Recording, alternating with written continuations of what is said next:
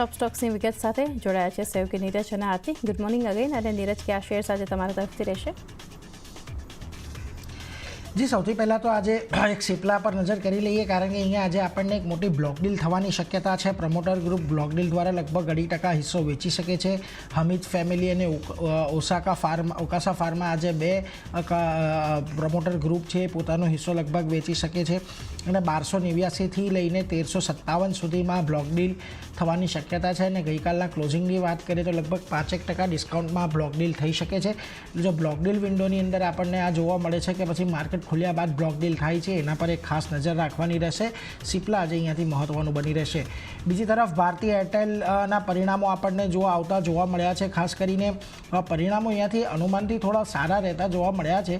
નફાના front પરથી 2050 કરોડનું અનુમાન હતું, 2071 કરોડ પર રહ્યા છે. આવક જુઓ 38,315 કરોડ પર હતી, 37,600 કરોડ પર રહી છે. એબિટા અહીંયાથી 20,150 કરોડથી અને અનુમાન હતું, સામે 90,590 કરોડ રહ્યા છે. અને માર્જિન અહીંયા 52.6%ની સામે 52.1% પર રહ્યા છે. જો અનુમાનથી પરિણામ થોડા પ્રોફિટના આંકડા સિવાય બાકીના બધા ઓછા છે, પરંતુ ઓવરઓલ તમે જ્યારે ક્વાર્ટર ઓન ક્વાર્ટર કમ્પેરિઝન કરો છો તો દરેક મોરચે અહીંયા આપણને ખાસ કરીને ઘટાડો જોવા મળ્યો છે. જો કે અહીંયાથી ARPU જે મહત્વનું માનાંક હોય છે 208થી વધીને 209 પર રહેતું જોવા મળ્યું છે. જો કે આજે ARPU 211 રહેવાનું આપણને અનુમાન હતું, તેનાથી ઓછું રહ્યું છે, એટલે એના પર એક ખાસ ધ્યાન રાખજો. અને ભારતીય બિઝનેસ આવક જે છે લગભગ 2% જેટલી વધી છે. અને ઇન્ડિયન મોબાઈલના માર્જિન પણ 55.1% પર રહેતા જોવા મળ્યા છે. એટલે થોડાક નબળા પરિણામો અનુમાનથી પણ છે, કમ્પેરેટિવલી પણ ક્વાર્ટર ઓન ક્વાર્ટર ધોરણે પણ પરિણામમાં ઘટાડો છે. એટલે જોઈએ આજે અહીંયા આપણને કેવું એક્શન આવતું જોવા મળી શકે છે. બીજી તરફ મોર્ગન સ્ટેનલી જુઓ, અહીંયાથી ઓવરવેટ કોલ આપી રહ્યા છે, 1330ના ટાર્ગેટ આપી રહ્યા છે. એમનું કહેવું છે કે ઇન્ડિયન મોબાઈલ બિઝનેસની જે રેવન્યુ છે અને એબિટા છે એ અનુમાનથી વધારે રહ્યા છે. ઇન્ડિયન મોબાઈલ બિઝનેસને કારણે અહીંયાથી સારા સબસ્ક્રાઈબર એડિશન પણ થયા છે અને એની લીધે જારપુની અંદર પણ વધારો થતો જોવા મળ્યો છે. બીજી તરફ જેફરીઝ જો બાય કોલ આપી રહ્યા છે, ટાર્ગેટ 1300થી વધારીને 1590 કરી નાખ્યા છે. એમનું કહેવું છે Q4માં સબસ્ક્રાઈબર હતા એ સ્ટ્રોંગ હતા, મિક્સ ઇમ્પ્રુવમેન્ટ થયું છે, આરપુ વધી ગયા છે. અને ખાસ કરીને કેપેક્સ અહીંયાથી થોડુંક મોડરેટ રહેવાની એમને અપેક્ષા છે, એટલા માટે તેઓ બાયનો રેટિંગ આપી રહ્યા છે. અને ટાર્ગેટ પણ એમને અહીંયાથી ખાસ કરીને વધાર્યા છે. એ જોતા લાગે છે કે આજે અહીંયા પોઝિટિવ એક્શન આપણને આવવું જોઈએ. બીજી તરફ શ્રી સિમેન્ટ જુઓ, ખૂબ સારા પરિણામ રહેતા જોવા મળ્યા છે. નફો અનુમાનથી ઘણો સારો છે, 20% જેટલો વધ્યો છે, પરંતુ અનુમાન 608 કરોડનું હતું, 661 કરોડ પર રહ્યો છે. આવક અહીંયાથી 6.6% જેટલી વધી છે, એ પણ અનુમાનથી વધારે સારી રહી છે. એબિટા 48.7% વધીને 1327 કરોડ પર રહ્યા છે. આ આંકડો પણ અનુમાનથી સારો છે. અને એબિટ માર્જિન જે છે એ 22.75%નું અનુમાન હતું, એની તરીકે 26% પર આ માર્જિન આવ્યા છે. અને માર્જિનની અંદર એક ખાસો મોટો ઉછાળો છે, એટલે એના પર એક ખાસ ધ્યાન રાખજો. અને એબિટા પર ટન જે છે એ પણ 1388 પ્રતિ ટનથી વધીને 1392 પ્રતિ ટન રહેતા જોવા મળ્યા છે. વોલ્યુમ ગ્રોથ અહીંયાથી 9.4 મેટ્રિક ટનનું અનુમાન હતું, 9.53 મેટ્રિક ટન રહેતું જોવા મળ્યું છે. રિયલાઇઝેશન અહીંયાથી ત્રિમાસિક ધોરણે 5% ઘટવાના અનુમાન હતા, 3% જેટલું જ ઘટ્યું છે. એટલે જુઓ, દરેક ફ્રન્ટ પર શ્રી સિમેન્ટના પરિણામ આપણને ઘણા સારા રહેતા જોવા મળ્યા છે. ખાસ કરીને બ્રોકરેજ પણ થોડા બુલિશ છે. નોમુરા જોઈ લો, બાય કોલ આપીને 33,400નો ટાર્ગેટ આપી રહ્યા છે. અને એમનું કહેવું છે કે અહીંયાથી તેમણે જે પ્રકારના લક્ષ્યાંક કેપેક્સ અને ઉત્પાદન માટેના રાખ્યા છે તે અહીંયાથી અચીવ થતા જોવા મળશે. પરિણામો સારા હતા. મોર્ગન સ્ટેનલી જુઓ, ઓવરવેટનો કોલ આપીને 30,000ના ટાર્ગેટ આપી રહ્યા છે. એમનું કહેવું છે વોલ્યુમ્સ અહીંયાથી અનુમાન હતા, રિયલાઇઝેશન સારા હતા, એને કારણે અહીંયાથી આવક આપણને સારી સુધરતી જોવા મળી. અને જેફરીઝ જે છે હોલ્ડનો કોલ આપી રહ્યા છે, 29,500નો ટાર્ગેટ આપી રહ્યા છે. તેમનું કહેવું છે EBITDA growth year on year 39% રહ્યો છે અને 17%ના અનુમાનને 17%થી વધારે આપણને અહીંયા રહેતો જોવા મળ્યો છે. અને ખાસ કરીને જે સારા ટોપલાઇન અને ઓછા ખર્ચ હતા એને કારણે અહીંયાથી આપણને સુધારો જોવા મળ્યો છે. એટલે આ બધા પર ખાસ નજર રાખજો. આની સાથે જ સિમેન્ટ્સના પણ પરિણામો આવ્યા. જુઓ, સારા પરિણામો રહેતા જોવા મળ્યા છે. નેટ પ્રોફિટ 70% જેટલો વધ્યો છે, અનુમાનથી તો ઘણો ઊંચો આંકડો છે. આવક અહીંયાથી 18% વધી છે, એમાં પણ અનુમાનથી સારી રહેતી જોવા મળી છે. એબિટા અહીંયાથી 40% વધીને અનુમાનથી વધારે 878 કરોડ પર રહેતા જોવા મળ્યા છે. અને માર્જિન અહીંયાથી 15% પર રહેતા જોવા મળ્યા છે, જે 12.6%નું અનુમાન હતું.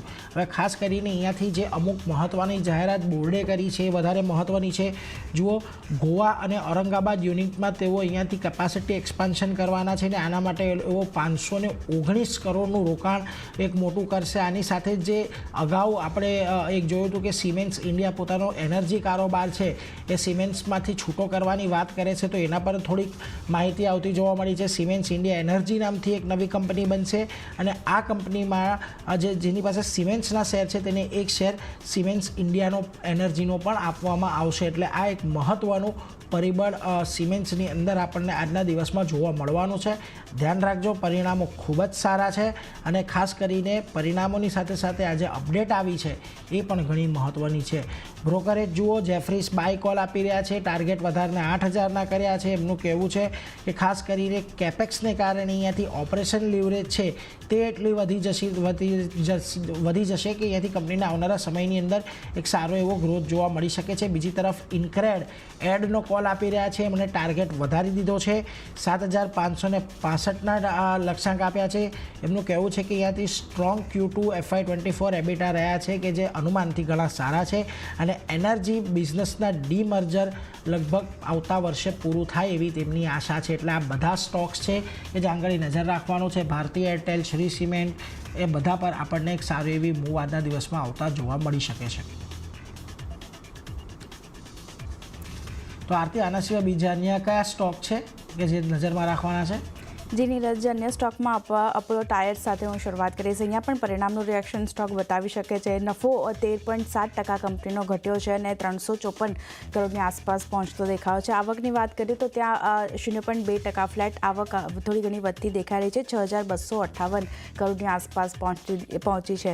એબિટાના ફ્રન્ટથી જુઓ, 3% કંપનીના એબિટા વધ્યા છે, 1028 કરોડની આસપાસ પહોંચ્યા છે અને માર્જિન જે 16% પર હતા ત્યાંથી થોડા સુધરી અને 16.4% પર આપણને રહેતા દેખાયા છે. તો એકમાત્ર નફો કંપનીનો ઘટ્યો છે, પણ બાકીના ફ્રન્ટથી એક સારા પરિણામ છે. અપોલો ટાયર્સ કઈ રીતે રિએક્ટ કરે છે નજર રાખવાની રહેશે સ્ટોક પર. Next counter Oberoi realty. અહીંયા પણ પરિણામનું રિએક્શન સ્ટોક બતાવશે. પ્રોફિટ કંપનીનો 64% વધ્યો છે અને 788 કરોડની આસપાસ પહોંચતો દેખાયો છે, જે અગાઉ 480 કરોડની આસપાસ હતો. સામે આવકની વાત કરો તો અહીંયા 36.8%નો વધારો જોવા મળતો દેખાયો છે, 1314 કરોડની આસપાસ પહોંચી છે આવક.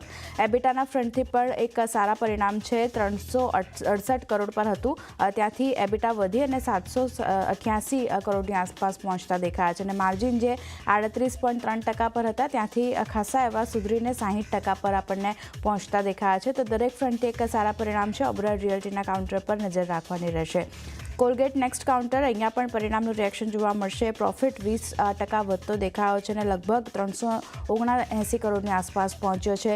આવકની વાત કરીએ તો 10%ની આસપાસનો વધારો ત્યાં જોવા મળતો દેખાયો છે, 1490 કરોડની આસપાસ આવક પહોંચતી દેખાઈ રહી છે.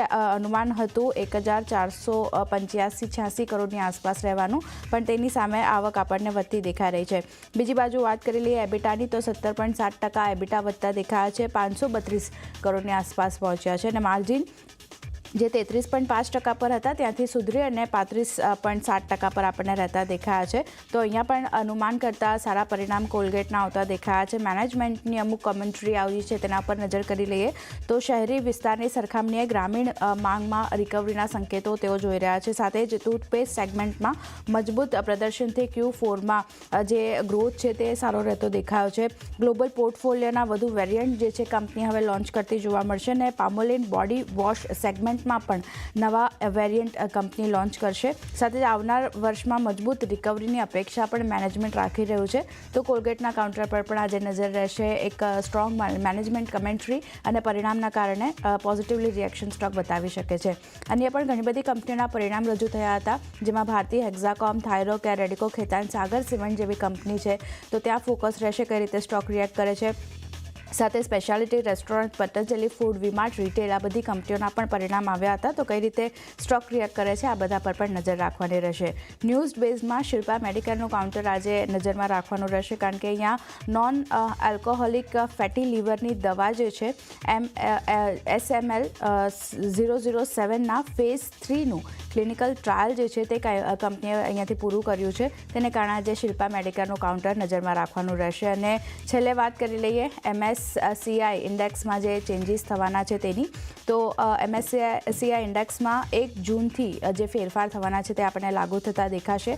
13 નવા શેર્સ આપણને એડ થતા જોવા મળશે, જ્યારે 3 એવા શેર છે જેની બાદબાકી આ ઇન્ડેક્સમાંથી થતી દેખાશે. 31 મે 3 થી લઈને 3:30 બપોરે 3 થી લઈને 3:30 વચ્ચે આ જે એડજસ્ટમેન્ટ છે તે આપણને થતું જોવા મળશે અને ઇન્ડેક્સમાં ફેરફારથી લગભગ $200 કરોડ ઇન્ફ્લોની શક્યતા પણ આપણને બનતી દેખાઈ રહી છે. હવે કયા શેરની એન્ટ્રી MSCI ઇન્ડેક્સમાં થવા જઈ રહી છે તેના પર એક નજર કરી લઈએ તો Bosch, Canara bank, Indus tower આ બધા કાઉન્ટર છે જે એડ થતા જોવા મળશે. Jindal stainless, JSW energy, NHPC, PB fintech જેવા કાઉન્ટર છે જે આપણને એડ થતા જોવા મળશે MSCI ઇન્ડેક્સમાં. સાથે જ Phoenix Mill, Solar Industries, Thermax, Torrent Power આ બધી કંપનીઓ પર ફોકસ રહેશે, કારણ કે આ બધી કંપનીઓ આપણને એડ થતી જોવા મળશે. જ્યારે જે કંપની બહાર થઈ રહી છે ઇન્ડેક્સમાંથી તે છે પેટીએમ, IGL અને બર્જર પેઇન્ટ્સ. આ 3 કંપનીઓ જે છે તે આપણને MSCI ઇન્ડેક્સમાંથી બહાર થતી જોવા મળશે. તો આ બધા સ્ટોક છે જે એડ પણ થઈ રહ્યા છે અને બાદબાકી પણ જેની થઈ રહી છે, આ બધા પર પણ ફોકસ આજના દિવસે રાખવાનું રહેશે. તો ચાંદની આ બધા સ્ટોક ખાસ કરીને જે નીરજે જણાવ્યા, મેં જણાવ્યા, બધા પર ફોકસ રહેશે. જી, તો ઘણા